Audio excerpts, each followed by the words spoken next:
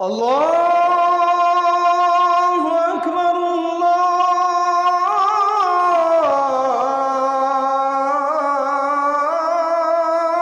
আকবার।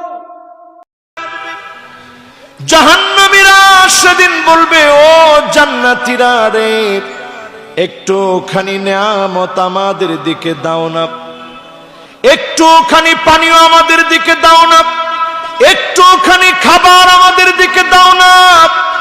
পরিষ্কার ভাষায় সেদিন জান্নাতীরা বলে দিবে, জাহান্নামীদের জন্য জান্নাতীদের নিয়ামত যিনি হারাম বানায় দিয়েছেন তিনি কে?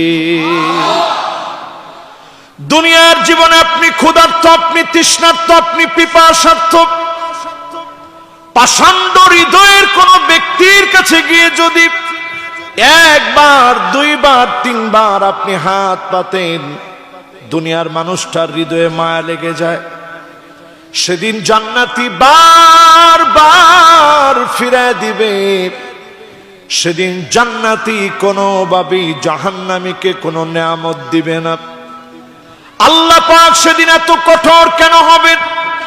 আল্লাযীনা ইত্তাখাযু দীনাহুম লাহওয়া ওয়া লাইবা ওয়া গাররাতহুমুল হায়াতুদ দুনিয়া।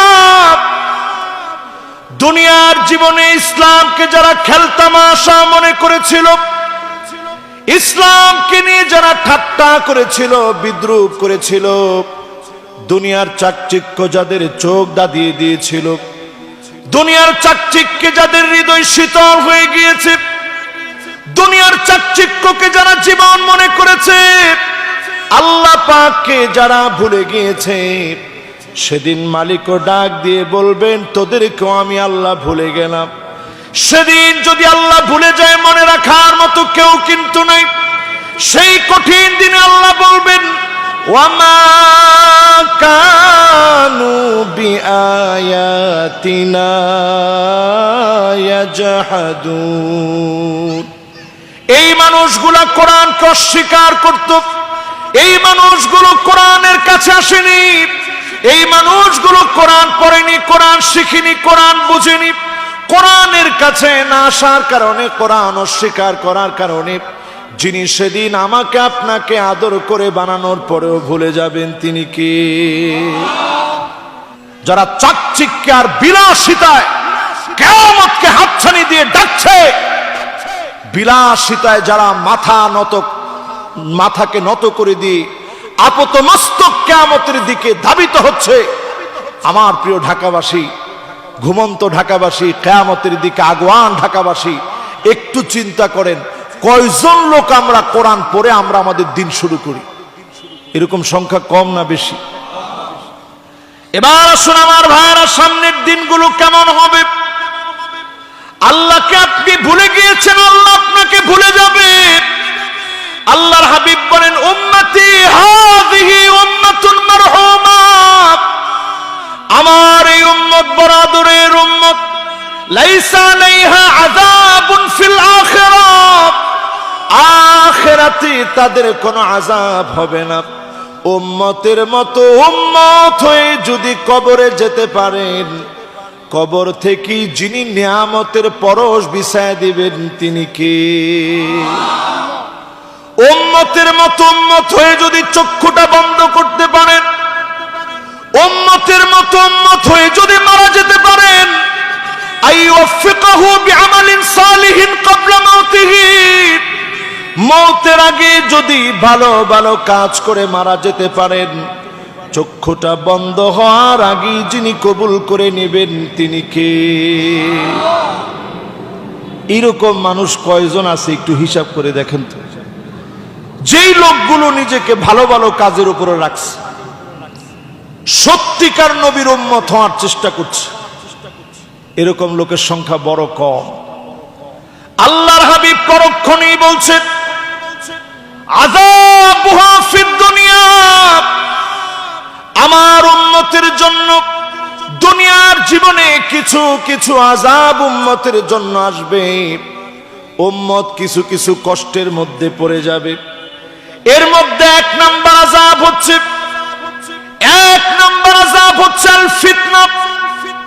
একটার পর একটা ফিতনার মধ্যে উম্মতকে ফেলা হবে।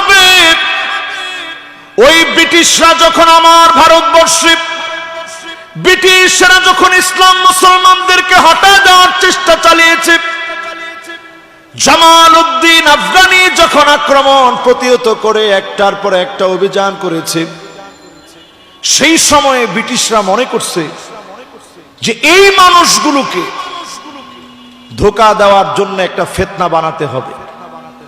তাদের নিজ হাতে প্রতিষ্ঠিত ফিতনা, জামাল উদ্দিন আফগানি সহ যখন সেই সময়ের আলেম ওলামারা ব্রিটিশ বিরোধী আন্দোলনে যখন জীবন বাজি রেখে যখন লড়তেছিল, তারা তখন দাড়ি টুপি বেশভূষা দিয়ে মুসলমানের রঙে সাজায়া ভণ্ড নবুয়তের দাবিদার ভণ্ড মির্জা গোলাম আহমেদ কাদিয়ানির মতো কাফেরকে মুসলমানের ভিতরে ঢুকায় দিয়েছে, ঠিক কিনা বলে?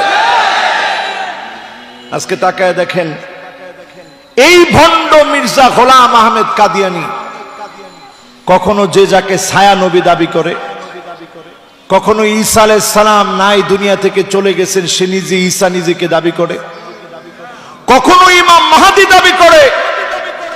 এই রকম ব্যক্তিবর্গের সার্থকতা হচ্ছে আজ আমরা দেখতে পাচ্ছি এদেশের নামদারি কিছু সুশীল সমাজ ভণ্ড কাদিয়ানীদের পক্ষে নানাভাবে দালালি করছে, ঠিক কিনা বলে?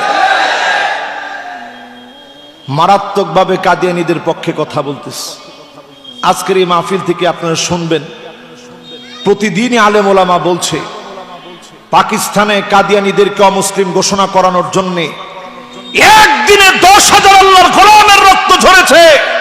যদি আপনারা প্রয়োজন মনে করেন 10,000 নয় 10 লক্ষ রক্তের বিনিময়ে হলো কাদিয়ানীদেরকে কাফের ঘোষণা করতেই হবে, করতেই হবে, করতেই হবে। কারা কারা জিহাদ তুলে আল্লাহকে দেখান। মুসলমান হচ্ছে লোহার বুট, লোহার বুটকে চর্বণ করার মতো বিষাক্ত কোন দাঁত পৃথিবীর বুকে তৈরি হয় নাই। যারাই মুসলমানদেরকে চর্বণ করতে যাবে ওই বিষাক্ত চর্বিত হয়ে তারা নিজের আস্থা করে নিক্ষিপ্ত হবে, ঠিক কিনা বলে? আজকে তাকায় দেখেন, কাদিয়ানির মতো ফিতনা আমাদের মুসলমানদের ভিতরে ঢুকায় দিয়ে তাদের কোনো ব্যবসা বাণিজ্যের বিরুদ্ধে আমি একটা কথাও বলিনি।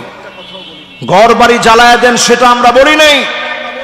আমাদের দেশের নাগরিক আমাদের দেশে থাকবে, কিন্তু সিল লাগায়া আল্লাহর নবীর খতমে নবুয়তের বিরুদ্ধে কথা বলবে, উম্মতে মুহাম্মাদি তা মেনে নিতে পারে না, ঠিক কিনা বলে? এই উম্মতের উপরে প্রথম একটা আযাব হচ্ছে এই ফিতনা। এখন দেখবেন নতুন করে মাথা আচারা দিয়ে উঠছে হিজবুত তাওহীদ। আর আস্তে বলেন,